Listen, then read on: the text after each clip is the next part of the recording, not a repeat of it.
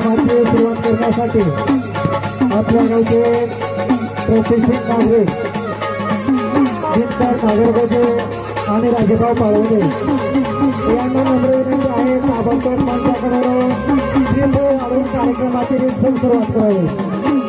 प्राध्यापक दिनकर नागरगोजे आणि राजेभाऊ पाळवणे महाविद्यालयाचे कर्मचारी दोघांनी ताबडतोब मंचावर येऊन श्रीफळ वाढवायचा।